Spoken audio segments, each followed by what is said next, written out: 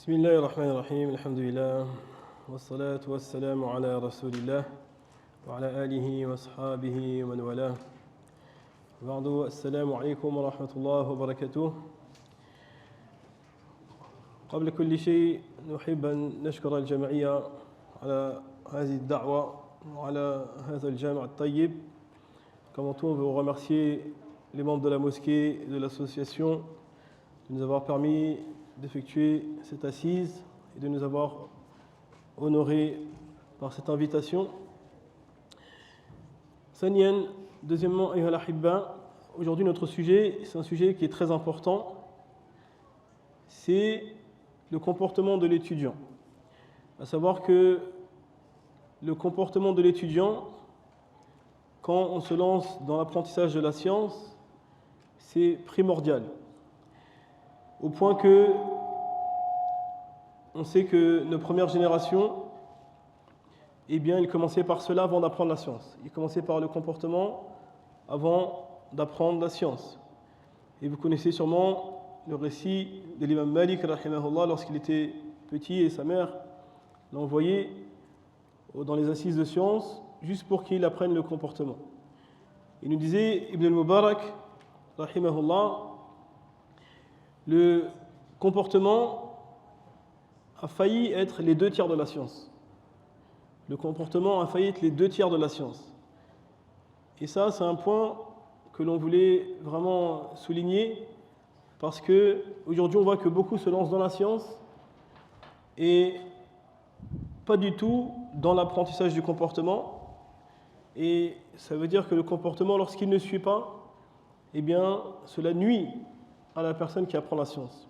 C'est une grande nuisance. Aussi, Ayyuhal Ahbab, il nous disait Al-Hassan Al-Basri, donc à l'époque des premières générations, lorsqu'une personne apprenait la science, il reconnaissait cela à travers son comportement. Ça veut dire qu'il voyait que sa façon de se comporter changeait, sa façon de parler changeait, sa façon de regarder changeait, etc. Son humilité. Donc la science, Ayyuhal Ahibba, avec tous les mérites qu'il y a autour, qui ne sont pas connus de vous, eh bien, ça passe par le comportement. Thumma, le Nabi sallallahu alayhi wa sallam, il nous a blâmé des gens, justement, qui vont des fois mal se comporter avec la science. Par exemple, on a un récit qu'il rapporte l'imam At-Tirmizi où il a dit, le Nabi sallallahu alayhi wa sallam, ليس منا من لم يجل كبيرنا ولم يرحم صغيرنا ولم يعرف لعالمنا حقه. Il nous dit par exemple, le Nabi sallallahu alayhi wa sallam, il n'est pas de nous. Celui qui ne donne pas de l'importance aux personnes âgées parmi nous, qui n'a pas de miséricorde envers les plus petits parmi nous et qui ne connaît pas le droit du savant parmi nous. Subhanallah. Il a dit, il n'est pas des nôtres. Je ne sais pas si vous imaginez, il n'est pas des nôtres. Des paroles fortes. Aussi, il est venu un récit qu'il a rapporté à Tabarani avec une bonne chaîne de transmission où le prophète sallam, il a dit, l'islam, il va se répandre. Yazharu l'islam. Il nous a dit, et ensuite il va arriver des gens qui vont dire, Man aqra'u minna, man afqahu minna. Il va venir des gens qui vont dire qui est plus savant dans la jurisprudence que nous, qui connaît plus de Coran ou récite mieux le Coran que nous. Et après, il leur a demandé aux compagnons, qu'est-ce que vous pensez de ces gens? Et les Sahaba, ils ont dit Allah wa rasuluhu a'lam. Ils ont dit Allah et son messager savent mieux. Et il leur a répondu, le Nabi sallallahu alayhi wa sallam, Ulaika minkum min ummati wa ulaika waqudun nar. Il a dit cela, ils sont de vous, ils sont de ma communauté et ils seront le combustible du feu. Subhanallah. C'est-à-dire la personne, il se peut qu'il ait appris beaucoup de choses, il se peut qu'il soit instruit et versé dans la science, il se peut que, mashallah, mais il se peut qu'il soit le combustible du feu. Alors, pour qu'ils arrivent à dire des paroles comme ça, qui est plus savant que nous, ça veut dire qu'ils sont savants. Et pourtant, il a dit qu'ils sont le combustible du feu.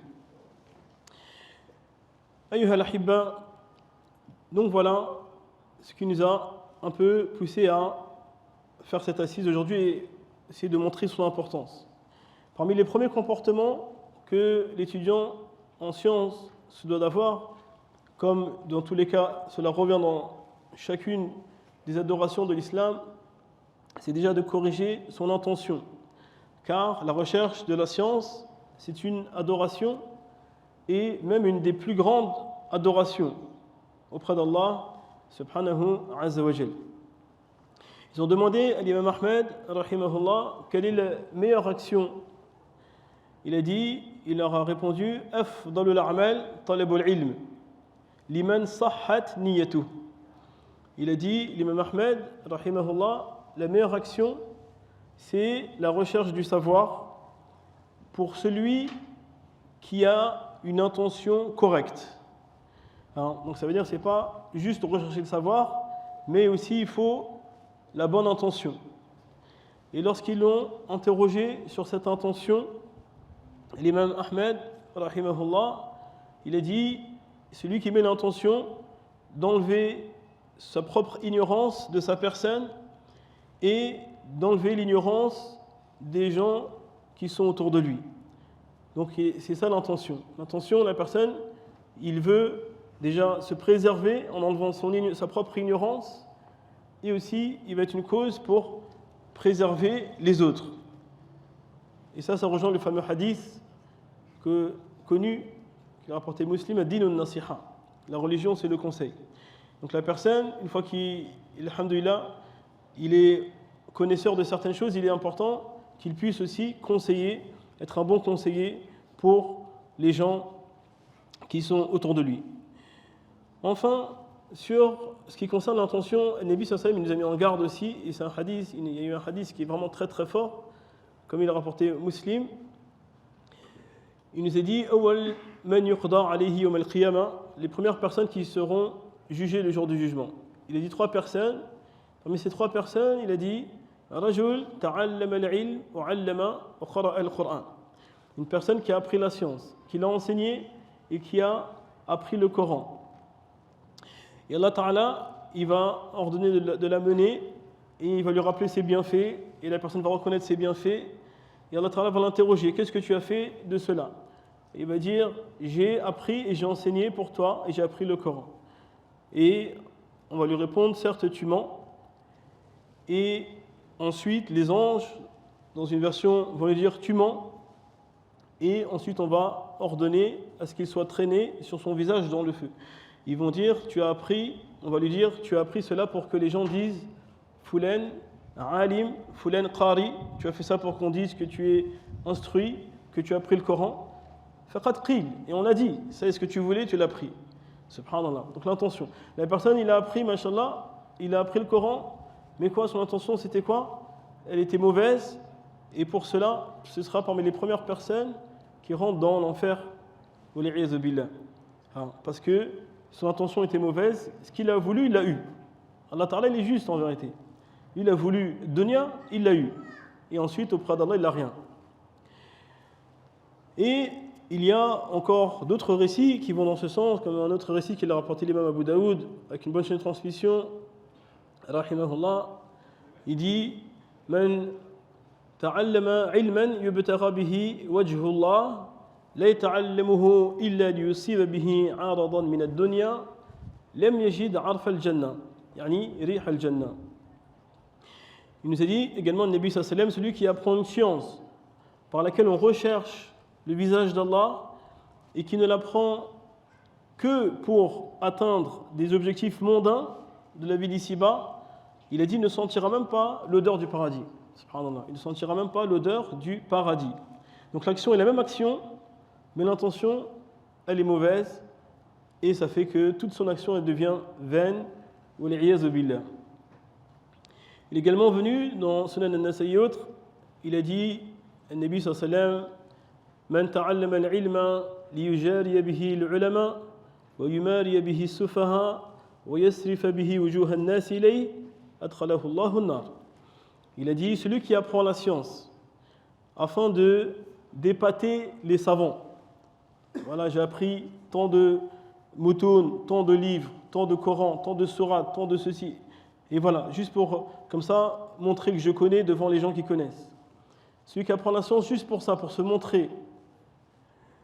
Et, ou bien il a dit celui qui l'apprend pour polémiquer avec les gens peu instruits. C'est-à-dire, il va profiter de son savoir pour justement écraser les autres et montrer qu'il connaît et avoir le dernier mot et tout ça. Donc lui, son but, c'est quoi? C'est de faire de la polémique.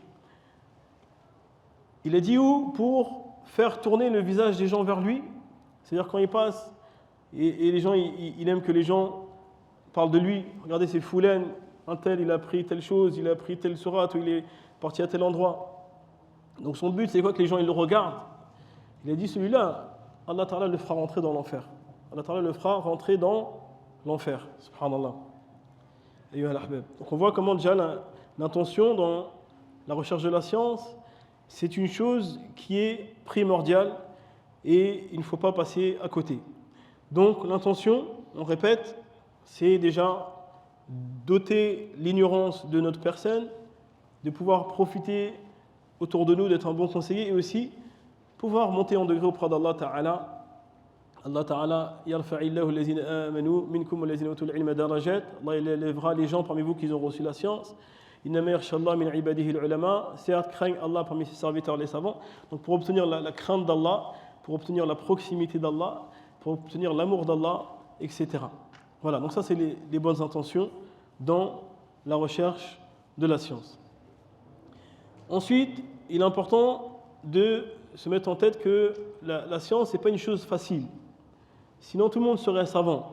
Ce n'est pas une chose que l'on va atteindre facilement. Certains, quand ils entendent les mérites de la science, ils se lancent à toute vitesse et ensuite ils s'épuisent rapidement. Et c'est pour ça qu'il disait, l'imam al-Zuhri, rahimahullah, Man talab al-ilm jumlatan, zahaba anhu jumla. Il disait, l'imam al-Zuhri, celui qui va vouloir prendre la science d'un coup, eh bien, elle va partir de lui d'un coup. C'est-à-dire celui qui veut faire plus que sa capacité, eh bien, il va tout perdre. Ça veut dire que la science, il faut bien comprendre que c'est une chose qui demande du temps. C'est une chose qui demande du temps. Certains nous comparent cela à des gouttes d'eau qui vont se rassembler jusqu'à faire, alhamdoulilah, une rivière ou un ruisseau ou autre. Et comme disait le célèbre poète Abu Tamam à son âme, Zarini analu ma la yunalu min al-ula, fas'abu al-ula fi as-sa'bi was-sahlu fi as-sahli, turidina luqyan al-ma'ali rakhisatan wa la budda dun ash-shahdi min ibal an-nahli. Il disait Abu Tamam, il disait à son âme, il se parlait à lui-même.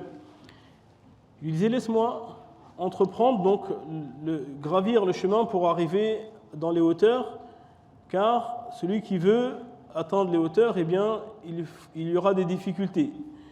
Et ensuite, il dit à son âme, tu veux atteindre les hauteurs facilement, alors que lorsque l'on veut récupérer le miel, il faut bien se faire piquer. Donc il y a bien des piqûres d'abeilles.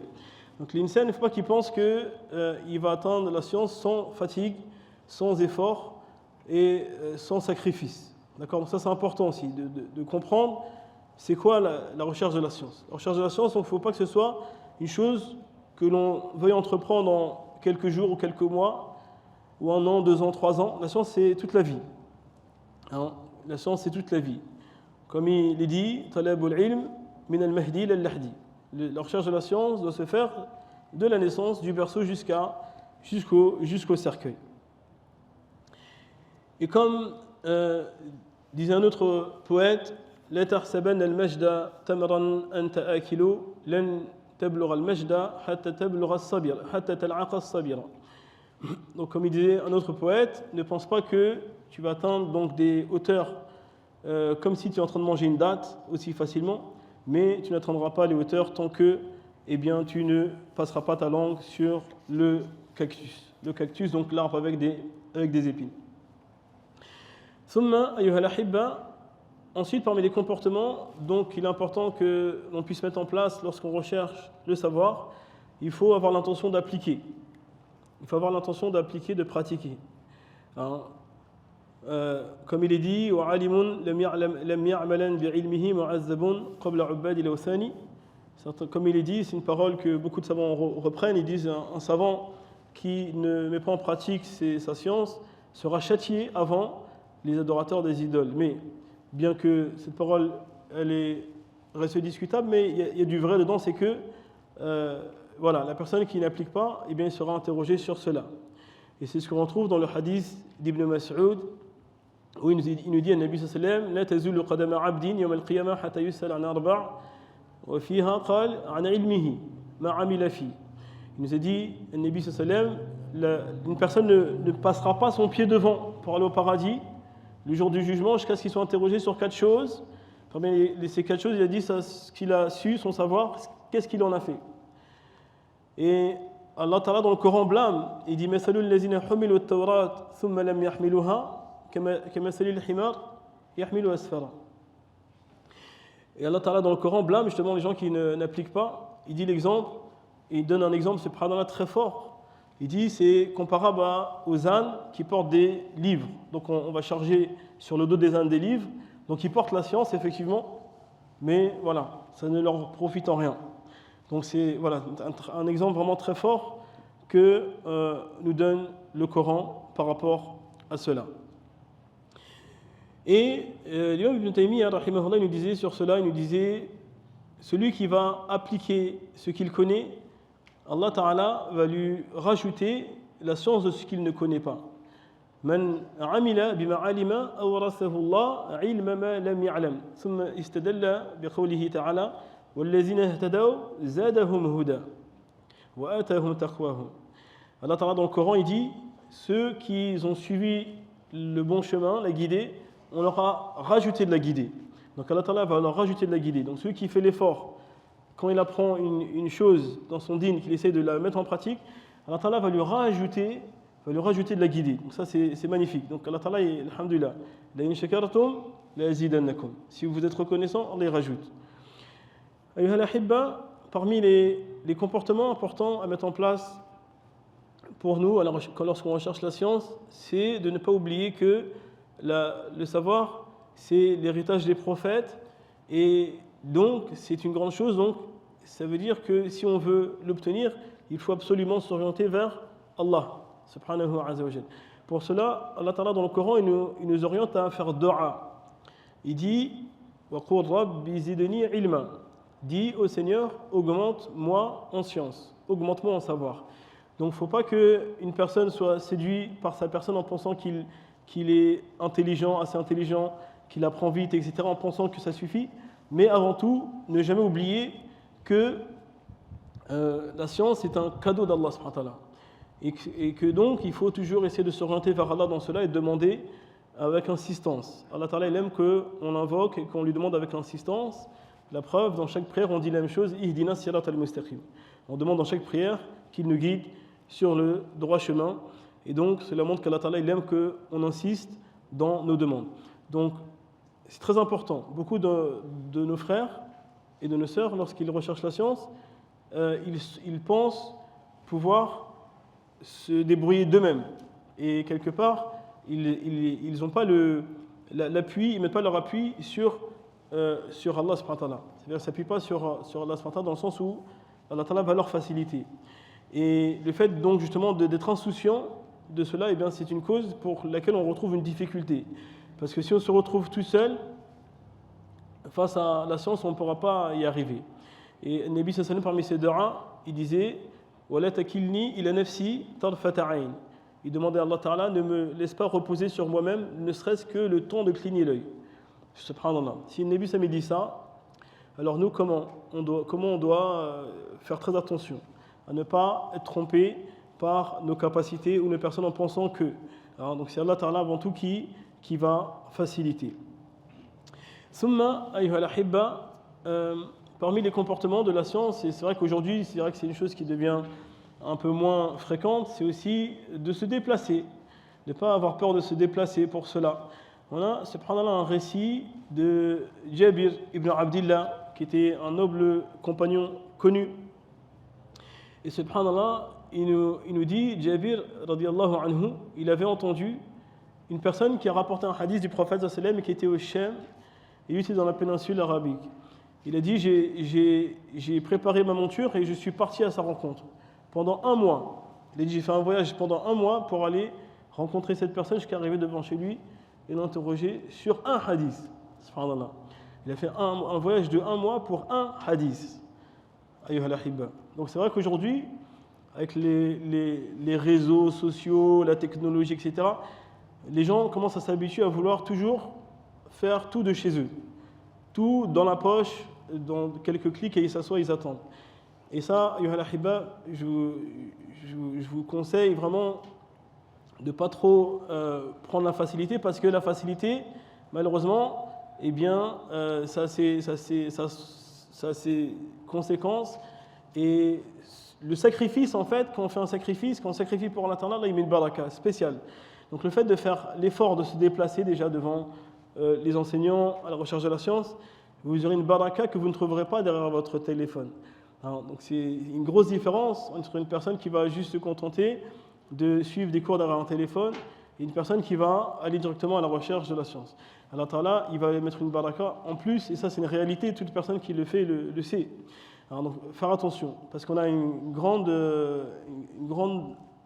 mouvance aujourd'hui de gens et de jeunes qui recherchent absolument à tout avoir chez eux, et ça c'est un problème. Il faut absolument prendre conscience de l'importance de cette science et ne pas avoir peur de sacrifier, de se déplacer. Maintenant aujourd'hui, alhamdoulilah, il y a des mosquées un peu partout, il y a des cours un peu partout, donc on ne va pas faire des voyages d'un mois, mais c'est juste voilà, prendre les transports ou la voiture, patienter une demi-heure, une heure, etc. Alhamdoulilah, Allah Ta'ala il met la baraka.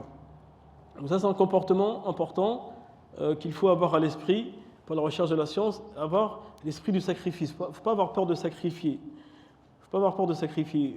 Il nous relate que l'imam al-Bukhari, rahimahullah, il était, pendant un de ses voyages, subhanallah, il était arrivé à un moment, il n'avait plus de vivres. Donc il attendait qu'on lui apporte des vivres, mais il n'avait plus de vivres. Et subhanallah, il n'a rien demandé à personne, il continuait à patienter, à rechercher la science. Il a dit jusqu'à ce que j'ai vu une personne venir à côté de moi, me poser un sac et me dire c'est pour toi. Et dans ce sac, c'était un sac qui était rempli de monnaie. Et donc ça venait d'Allah subhanahu wa ta'ala. Mais en fait, à travers cette histoire, on voit que ces gens, ils ont sacrifié, vraiment, ils ont fait énormément de sacrifices pour rechercher ce savoir. On a aussi l'imam al-Bukhari lui-même qui nous dit qu'avant d'écrire un hadith dans son sahih, il n'a pas mis un hadith dans son sahih avant de faire le grand lavage, subhanallah, et de prier 2 rakats. Chaque fois qu'il veut mettre un hadith dans son sahih, il fait le grand lavage, il fait 2 rakats et il implore Allah subhanahu wa ta'ala. Imaginez-vous le niveau. C'est-à-dire que voilà, ils ont le sens du sacrifice. Une fois qu'ils ont donné l'importance à Allah, Allah ta'ala leur a donné l'importance. C'est ça mes frères et mes sœurs. Il faut essayer de prendre conscience que la marchandise d'Allah ta'ala elle est chère et donc il faut en donner le prix. Il faut sacrifier pour Allah subhanahu wa ta'ala. Ayyuhal ahibba, parmi donc les comportements aussi qu'il est important pour l'étudiant, donc c'est d'avoir un enseignant.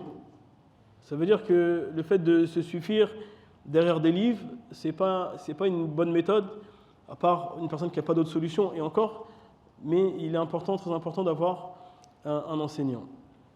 Donc le fait d'avoir un enseignant, c'est une baraka, parce que l'enseignant, il va vous faire gagner du temps et il va vous orienter. Donc ça veut dire que la personne, quand il apprend la science, il ne sait pas forcément par où commencer, et c'est ça le rôle de l'enseignant, justement, c'est de l'orienter vers ce qui est profitable pour lui, et de pouvoir le guider par étapes, pour pas qu'il commence par la fin avant le début. Et c'est ce qu'on voit aujourd'hui à l'heure des réseaux sociaux. On voit que beaucoup de gens ils nous parlent de sujets qui sont des sujets que même les savants, des fois, ont du mal à traiter. Et on voit certains qui traitent ces sujets-là comme s'ils mangent une date, et alors qu'à la fin, sur les ablutions, les choses basiques, il n'est pas à l'aise. Donc c'est un problème. C'est-à-dire que là, il y a un gros problème. Donc il faut absolument commencer par le début. Comment on connaît la méthodologie de la science? C'est en s'asseyant, on prend encore une fois des enseignants. Il faut absolument rechercher un enseignant ou plusieurs enseignants compétents qui puissent donc nous accompagner dans ce parcours. Maintenant, une fois qu'on a trouvé l'enseignant, il faut savoir qu'il y a des comportements à suivre avec l'enseignant. Hein, donc beaucoup aujourd'hui, encore une fois, ils ont, encore une fois, peut-être, je ne sais pas, à cause des réseaux peut-être, ou le monde où on vit, donc ils ont tendance des fois à prendre l'enseignant comme leur camarade de classe, ou des fois comme leur copain ou leur ami, et ça c'est une faute, parce que l'enseignant, en fait, il faut lui donner de l'importance. L'enseignant, lui, ne va pas demander qu'on lui donne de l'importance, parce que l'enseignant, il sait que la science appelle à la modestie. Mais c'est une réalité. L'élève, quand il donne de l'importance à son enseignant, eh ben, l'enseignant il va avoir envie de lui donner plus, et il va lui donner de l'importance. Quand l'élève il parle à l'enseignant d'une mauvaise manière, ou qu'il lui coupe la parole, ou qu'il lui dit non, tu te trompes, ou qu'il dit non, moi j'ai entendu un autre truc, ce que tu dis, c'est pas ça. Et donc ça, forcément, ça donne pas envie à l'enseignant, ça donne pas envie de rajouter à l'étudiant, si vous comprenez. Au point qu'ils nous disent à l'ulama que l'enseignant, quand on l'appelle, il est bien de ne pas l'appeler par son prénom. De ne pas l'appeler par son prénom. Donc aujourd'hui, souvent, ce qu'on voit, c'est Akhi. Et Akhi, il parle à son chir comme ça, Akhi, et il l'appelle par son prénom, ça c'est des mauvaises choses. Il faut essayer de donner l'importance à nos enseignants. Et on a vu tout à l'heure le hadith où il a dit, le prophète sallallahu n'est pas des nôtres, celui qui ne donne pas l'importance aux savants parmi nous, aux gens instruits parmi nous. Donc voilà, donc ça c'est des adab. Il nous dit, Rabi' ibn Sulaiman, lorsque j'étais dans l'assise de l'imam al-Shafi'i, rahimahullah, je n'osais même pas boire de l'eau lorsqu'il me regardait. Lorsque je voyais que l'imam Shafi'i me regardait, il disait, je n'osais même pas boire de l'eau. Il a dit, haybatan lahu, tellement je donnais de l'importance. Alors, donc ça, on voit que nos prédécesseurs, ils donnaient de l'importance à leurs enseignants. Et c'est ce qui leur a permis d'atteindre, machallah, des niveaux de science. Et que aussi les enseignants les accompagnent de la meilleure façon. Ça, c'est un point très important. Aussi, ils disent, parmi les comportements avec l'enseignant, c'est de ne pas être trop insistant. Donc, ne pas être trop timide, ça veut dire que si on a des questions, il faut pouvoir les poser, mais ne pas non plus harceler. Ça veut dire que des fois, l'enseignant, il peut aussi avoir des moments de fatigue, des moments de lassitude, etc. Donc, le fait d'insister, d'être trop insistant ou de l'harceler de questions, eh ben, ça va enlever le profit qu'on puisse en tirer. Ça veut dire qu'il va avoir tendance à avoir envie de répondre rapidement et brièvement sans vouloir aller au fond de la question parce qu'il y a trop de questions. Il y a trop de questions d'un coup et du coup, il est fatigué et il se sent harcelé, donc il veut se débarrasser. Donc ça, c'est l'être humain. L'être humain, il est faible. Donc, il est bien, avec l'enseignant, de poser les bonnes questions, mais pas 50 questions en même temps, et de ne pas être trop insistant. Des fois, on voit aussi maintenant avec l'heure des smartphones et tout ça, donc, machallah, beaucoup ils ont accès à leurs enseignants à travers des messages, des SMS, etc. Et subhanallah, on voit parmi les mauvais comportements dans cela, c'est que il y en a qui vont, dès qu'ils posent une question, dès que l'enseignant n'a pas répondu dans la demi-heure, ils envoient un point ou des points d'interrogation, des points d'exclamation. Qu'est-ce que ça veut dire? Qu'est-ce que ça veut dire? C'est-à-dire que l'enseignant, il n'a pas de vie, il n'a pas de famille, il n'a pas d'occupation autre que répondre aux questions. Donc il faut aussi comprendre que, voilà, les enseignants sont des êtres humains et donc ils ont aussi leur temps de repos, leur temps de faiblesse et aussi, voilà. Donc le fait donc d'être trop insistant, ben ça peut nuire à la réponse. C'est-à-dire que l'enseignant, soit il va vouloir se débarrasser de la question, il va répondre vraiment très brièvement, sans argumenter, sans expliquer, ou soit il ne va même pas répondre et c'est ce qui se passe. Ou d'autres qui vont envoyer des questions à leurs enseignants, des fois 2 heures du matin. Ce n'est pas des questions urgentes, c'est juste une question sur les ablutions. Et je n'ai pas compris dans le dars telle chose et tout ça. Machallah, on voit le hir, c'est bien la personne est motivée. Mais voilà, il faut comprendre aussi que l'enseignant ici, il peut être fatigué. Donc prends tout ça en compte. Ça veut dire que l'enseignant à 2 heures du matin, il ne va pas te répondre comme si tu lui poses une question à une heure normale.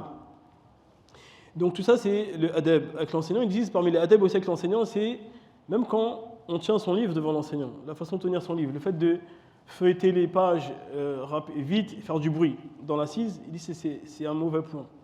C'est-à-dire ça nuit, parce que si l'enseignant est en train d'expliquer une question, des fois technique, et que dans la salle, il y a quelqu'un qui tourne les pages et qui fait du bruit, eh ben ça nuit à l'attention des gens qui sont dans l'assise, et ça peut perturber l'enseignant aussi. Et donc ça fait que eh bien, le profit il va diminuer, des fois l'enseignant peut même perdre le fil de ce qu'il explique, ou encore le fait de couper l'enseignant pendant qu'il explique une chose, c'est aussi une mauvaise chose. Donc il est important d'essayer de laisser l'enseignant expliquer. Et après, une fois qu'il a terminé, nous, on note les questions, on prend des notes, et après, une fois qu'il a terminé, eh bien, on pose les questions. Parce que le fait de couper l'enseignant en plein milieu de son explication, eh bien, ça peut lui faire perdre le fil de ce qu'il est en train d'expliquer. Du coup, la faïda, où il voulait nous emmener, elle est partie. Donc ça, c'est des choses qui sont importantes et que, donc, malheureusement, beaucoup négligent. Sûrement par ignorance, et c'est pour ça qu'on est là.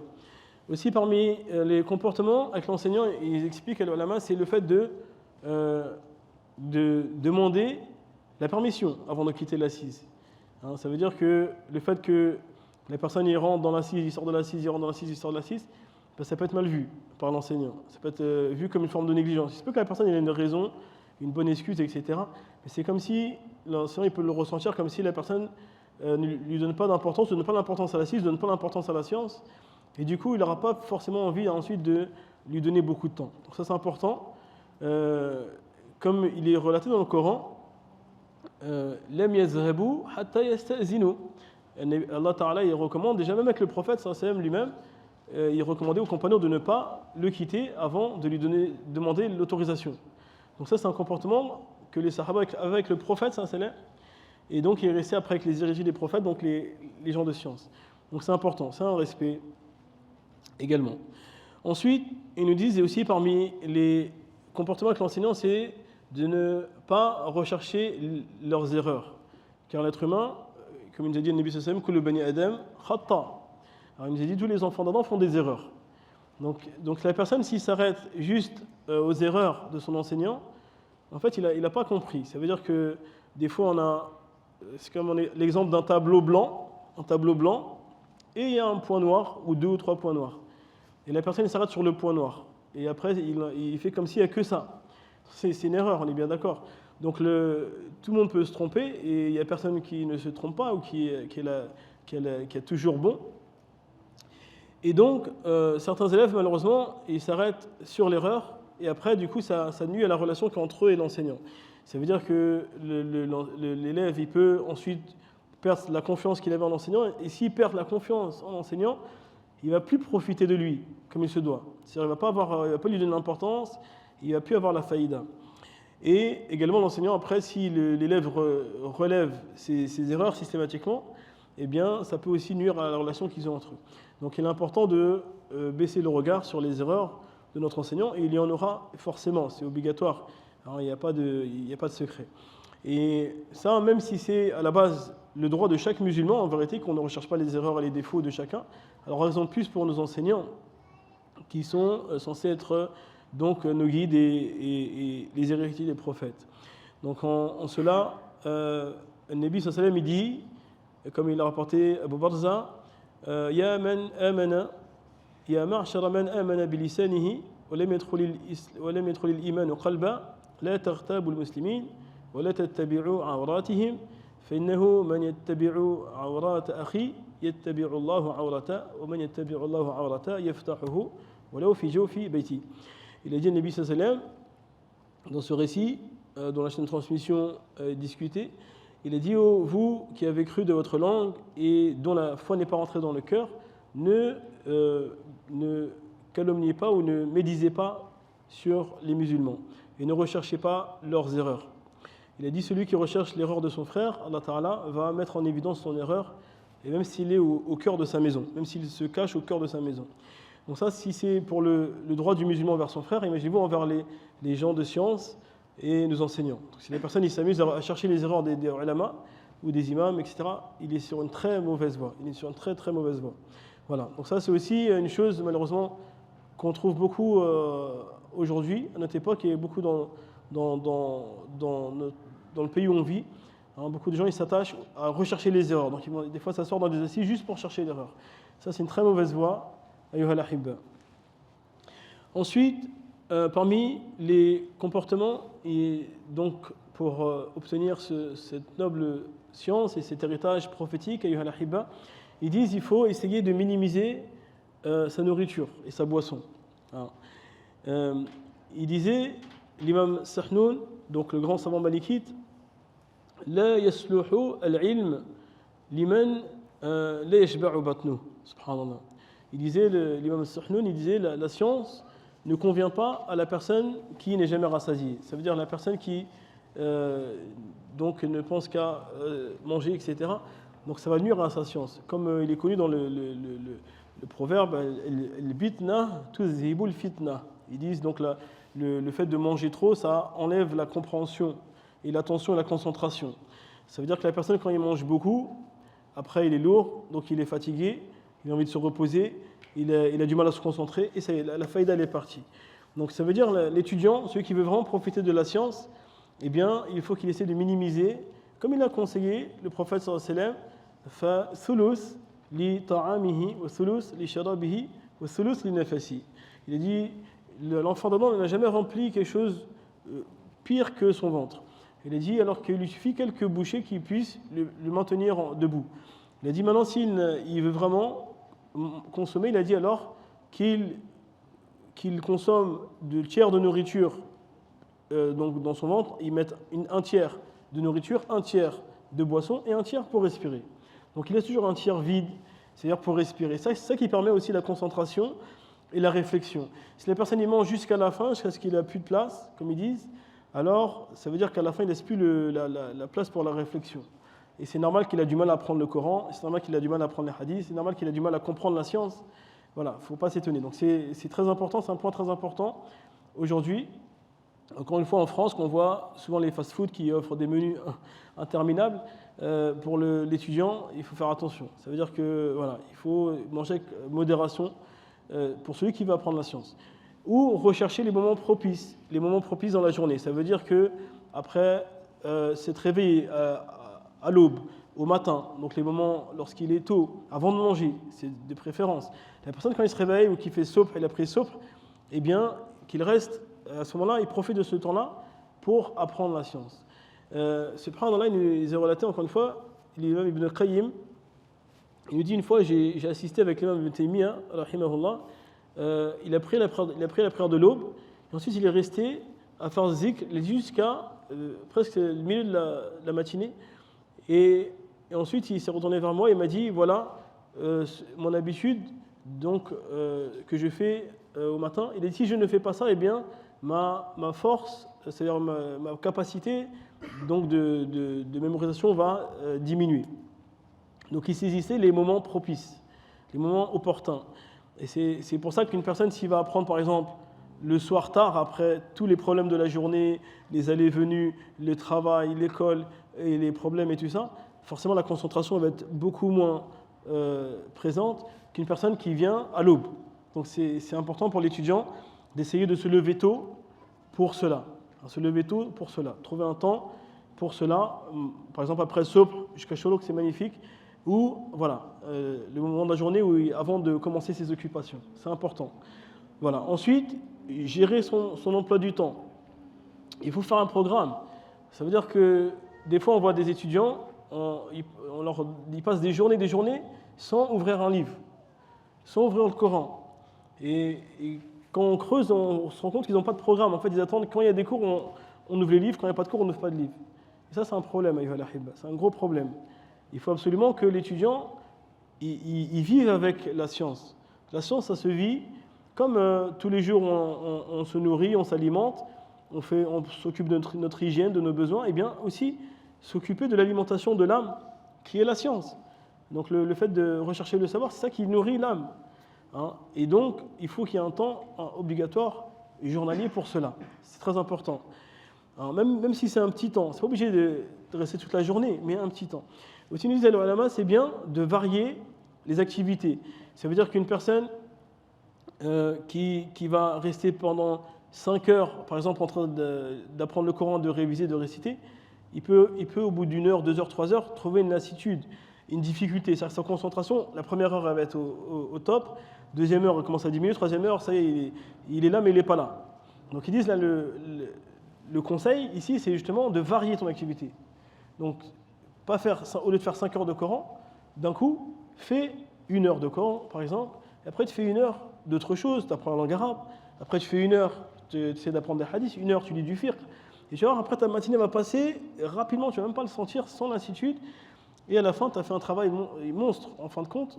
Et si tu fais ça au quotidien, eh bien, en fin de compte, tu vas avancer beaucoup plus vite que si tu veux rester pendant des heures et des heures sur juste une seule chose. Hein, donc après, pourquoi pas partager la journée? Donc faire 1 heure, par exemple, de Coran après le Sobh, 1 heure après Zohr, 1 heure après l'Asr, 1 heure après le Maghrib. Donc varier les temps de la journée, mais pas tout faire en un bloc. Il dit c'est un conseil qui permet d'avoir des résultats plus performants.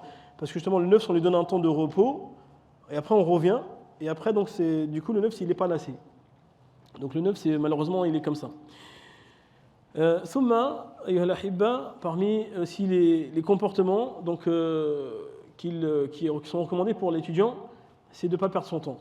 Pas perdre son temps dans les futilités, les discussions futiles. Et aujourd'hui, je dirais, les réseaux sociaux, c'est vraiment une grosse perte de temps pour beaucoup. Et franchement, souvent on nous dit que certains essaient de regarder des rappels à travers les réseaux sociaux ou rechercher de la science, entre guillemets. Mais sur 99% de ce qui se passe, il n'y a pas de rappel, il n'y a pas de science, c'est beaucoup de choses qui tournent en rond et qui ne profitent pas, voire même peuvent nuire à la personne ou à sa foi, et des fois l'emmener même dans la faute ou dans la désobéissance. Donc la désobéissance, malheureusement, c'est un facteur qui nuit à la science, le fait d'être dans le péché. Vous avez sûrement entendu l'histoire de l'imam Shafi'i, rahimahullah, lorsque l'imam Shafi'i disait quand il lisait une page, il la retenait automatiquement, au point qu'il mettait sa main, quand il avait un livre, il y avait 2 pages, il mettait la main sur l'autre page de peur de mélanger les deux. Tellement il imprimait direct. Mashallah. Ça, c'était tellement son amour était grand pour la science et son amour pour Allah et sa piété, etc. Et donc une fois, il est relaté qu'il aurait vu le talon d'une femme. Je ne sais pas si vous imaginez, juste son talon. Donc à l'époque, machallah, la société était très préservée, machallah. Et il a dit pendant près de 40 jours, il n'arrivait plus à apprendre quoi que ce soit. Il n'y avait plus rien qui rentrait. Et c'est là qu'il est relaté qu'il est parti voir son shir, Wakir, et il a dit ces fameuses paroles: Shikawtu ila Wakir su'a hifzi fawsani aw arshadani ila tarki al-ma'asi lianna ilm Allah nurun wa nurullah la yuhdahu asi. Il a dit donc je me suis plaint à mon enseignant que j'avais du mal à retenir la science, et il m'a recommandé de s'éloigner du péché. Il a dit cela car la science d'Allah est une lumière et la lumière d'Allah n'est pas donnée aux pécheurs. Alors donc c'est important, l'étudiant il faut qu'il fasse le maximum pour rester dans l'obéissance d'Allah subhanahu wa ta'ala et s'éloigner de toute forme de désobéissance et toute chose qui va nuire à sa foi et à son cœur. Donc aujourd'hui, quand vous faites défiler les réseaux sociaux, souvent on voit beaucoup de choses. Il y a 1% peut-être, ou je n'oserais pas dire 5 ou 10, qui va peut-être être utile, mais le reste, beaucoup de choses inutiles. Et après, on a aussi un pourcentage de choses qui, des fois, peuvent entraîner à la faute et au péché. Donc faire très attention à cela, et essayer de s'en préserver, s'en prémunir au maximum. Ça veut dire, ce qui n'est pas indispensable, il faut essayer de laisser de côté. Quand subhanallah, on était en Mauritanie, à l'époque, subhanallah, les gens disaient, machallah, en Mauritanie, il n'y avait pas beaucoup de moyens, les gens ils vivaient très modestement et tout ça. Et des fois, certains, carrément, ils se sentaient favorisés par rapport à eux. Et moi, quand je regardais ce que je voyais là-bas, subhanallah, je me disais en vérité, Allah Ta'ala les a favorisés à nous. Parce qu'en fait, ils n'ont pas toute la dunya qu'on avait. Et du coup, alhamdoulilah, leur journée était remplie du matin au soir. Ils avaient beaucoup de temps pour les choses importantes de leur dîn. Et de là, c'est là qu'on a vu beaucoup de savants sortir de ces pays-là. Car justement, ils n'étaient pas préoccupés par des choses qui ne sont pas indispensables. Donc nous, ici, par exemple, on a grandi avec des choses qu'on pensait intéressantes. Mais au final, quand on fait le tri et quand on fait le bilan de notre vie et de ces années qui sont passées, qu'est-ce qu'on a profité de toutes ces choses? Est-ce qu'on n'aurait pas pu laisser certaines choses de côté? Certes, oui. Donc là, en fin de compte, quand on voit par exemple des gens qui sont dans des pays comme ça, on voit que, alhamdoulilah, Allah Ta'ala les a préservés de certaines choses.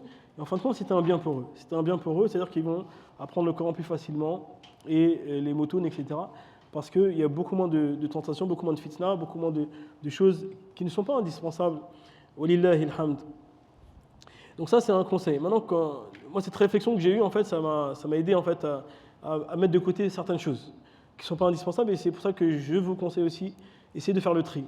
Dans votre quotidien, il y a beaucoup de choses que l'on fait qui ne sont pas indispensables. Maintenant, si vous voulez apprendre le Coran, par exemple, le Coran, ça demande énormément de temps. Ça demande énormément de temps. Ce temps, beaucoup les gens nous disent, mais voilà, j'arrive pas, j'ai pas le temps, je trouve pas de temps. Il y a du temps, mais le problème, c'est dans quoi on investit le temps. On a tous 24 heures dans la journée, les 24 heures, elles sont pour tout le monde. Mais dans quoi on les investit ces 24 heures? Alors, donc voilà, si on passe des 8 à 10 heures à dormir, si on mange et on boit 4 à 5 fois dans la journée, on passe une demi-heure, une heure dans les marchés et les courses, etc., à cuisiner, à ranger. Donc en fait, on est dans un circuit qui nous fait qu'à la fin de la journée, il ne nous reste quoi? Pas grand-chose. Donc il faut essayer de faire le tri dans tout ça. Est-ce que c'est indispensable de dormir 8 heures tous les jours? Est-ce qu'on ne peut pas dormir 7 ou 6? Est-ce que c'est indispensable de manger 4 ou 5 fois dans la journée ou est-ce qu'on peut manger 3? Est-ce que c'est indispensable de discuter de la pluie du beau temps ou de passer des heures sur les réseaux? Ou est-ce qu'on peut passer moins de temps? Donc voilà, si on fait le tri, si on arrive à prendre une demi-heure par là, une demi-heure par là, une demi-heure par là, vous allez voir, en vérité, il y a du temps. Il y a du temps, alhamdoulilah, et on peut faire beaucoup de choses. On peut faire beaucoup de choses. Donc c'est très important pour nous de donner à cette science son droit. Et comme ils nous disent certains ulama, je pense à l'Ozari, il disait la science, si tu te donnes tout entier à la science, elle va te donner un petit peu. Alors, la science, si tu lui donnes tout ce que tu as, elle va te donner un petit peu. La science, ça ne se finit pas. La science, c'est Allahu Akbar. Toute personne, quelques degrés de science qu'il atteigne, ils se sentent toujours petits parce qu'il y a toujours temps à apprendre. Et donc, que penser d'une personne qui donne un petit peu? Si on donne un petit peu, comment on va atteindre la science? Comment on va apprendre? Il faut essayer de donner du temps pour les choses importantes, pour les choses qui vont nous profiter auprès d'Allah subhanahu wa ta'ala et dans l'au-delà. Car c'est ça qui va nous rester auprès d'Allah subhanahu wa jal. Enfin, je vais finir avec une parole, inshallah, de l'imam al-Shafi'i, rahimahullah, qui nous dit, si les gens de science ne sont pas les alliés d'Allah, alors qui sont les alliés d'Allah? Donc ça, c'est une parole qui nous motive, parce que ça veut dire que ce chemin de la science, effectivement, on a vu qu'il y a certaines contraintes, certaines difficultés dont il faut avoir conscience, mais voilà, l'enjeu il est immense. L'enjeu il est immense. Alors, donc Allah Ta'ala dit Ala inna awliya Allah la khawfun alayhim wa la hum yahzanun. Il dit, n'est-ce pas que les alliés d'Allah, ils n'auront pas de peur à avoir, ni ils ne seront attristés. Donc, l'imam Shafi'i, rahimahullah, nous dit, si les gens de science ne sont pas les alliés d'Allah, qui est-ce? Ainsi, il nous a dit dans le hadith al-Qudsi, qui est aussi fi sahih, il a dit Allah Ta'ala man aada li waliyan faqad azantuhu bil harb. Il a dit celui qui s'oppose à un de mes alliés, je lui déclare la guerre. Donc tout ça, voilà, en fonction de l'effort, de l'investissement et de la patience. Donc beaucoup de patience, beaucoup d'efforts. Donc pour récapituler, ayyuha al-ahibba, pour faire une sorte de récapitulatif de tout ce qu'on a dit, cette science, il ne faut pas commencer par la fin. Ce n'est pas d'apprendre et sans avoir d'objectif ou de programme ou de méthodologie. Donc, première chose, comprendre que le comportement est primordial. Allah Ta'ala, il regarde notre comportement, il va mettre une baraka par rapport à cela. Notre intention, il faut qu'elle soit propre pour Allah subhanahu wa ta'ala. Et le respect. Le respect des livres. Le respect de nos enseignants. Le respect de la science. Et comme il a dit, Allahu Azza wa Jal, وَمَنْ يُعَظِّمْ حُرُمَاتِ اللَّهِ فَهُوَ خَيْرٌ لَهُ عِنْدَ رَبِّهِ. Celui qui donne l'importance aux préceptes sacrés d'Allah, c'est meilleur pour lui auprès de son Seigneur. Allah il va mettre la baraka. Celui qui donne l'importance à tout ça, Allah il va lui mettre la baraka. Et enfin, ayyuha al-ahibba, pour donc ensuite, une fois qu'on a compris tout ça, pour se lancer dans la science, il y a une méthodologie à suivre, donc il y a des étapes à passer. Et ça, c'est ce qu'on voudra expliquer avec vous, Inch'Allah, dans les prochaines assises. Samedi prochain, Inch'Allah, dans ce qui est prévu, c'est de voir ensemble donc, comment apprendre. C'est-à-dire, on commence par quoi et on finit par quoi. Et c'est quoi donc le chemin qu'on doit suivre, bi'iznillah, on va essayer de donner des conseils modestes et en espérant que ça profite à tous, bi'iznillah. Voilà. Est-ce que certains voulaient poser quelques questions avant qu'on termine? Naam. Comme salam.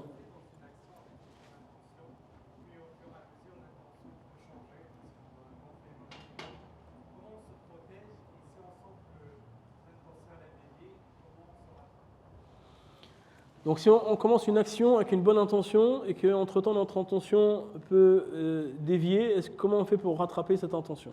Donc là, dans tous les cas, comme le faisait Omar ibn Khattab en personne, il faisait cette dua. Il disait Allahumma ja'al amali kullahu saliha wa liwajhika khalisa wa la taj'al fihi li ahadin ghayrika shay'an. Si Omar ibn Khattab dit ça, alors nous, comment on doit le dire? Omar ibn Khattab il faisait cette dua, il disait oh Allah, fais que mes actions soient pieuses. Fais que mes actions toutes entières soient des actions pieuses, donc qui sont agréées par toi. Et qu'elles soient exclusivement pour toi et ne laisse aucune part pour qui que ce soit dans cela. Donc c'est important de toujours faire dua. Ça c'est la relation avec Allah est très importante. Toujours faire dua, qu'Allah nous raffermisse dans notre intention et qui nous permette donc d'avoir la bonne intention. Car si Allah facilite, ça va être facile. Et si ainsi, dans chaque prière, on dit Ihdina siratal mustaqim, ça fait partie de ça. Guide-nous sur le droit chemin, c'est ça le droit chemin. Le droit chemin, c'est quand j'ai une bonne intention. Donc, le fait de dire ces choses avec sincérité, sans aucun doute, Allah Ta'ala va faciliter à la personne. Ensuite, se rappeler des mérites. Ça veut dire que des fois, ce qui va nuire à l'intention, c'est qu'on oublie. Lorsqu'on est sur le chemin, au début, on est motivé, et après, entre-temps, on commence à fatiguer parce qu'on a oublié pourquoi on est là. Donc, ne pas hésiter à revoir de temps en temps les mérites de la science. Pourquoi on apprend le Coran? Pourquoi on apprend le fiqh? Pourquoi on apprend la sunna? Etc.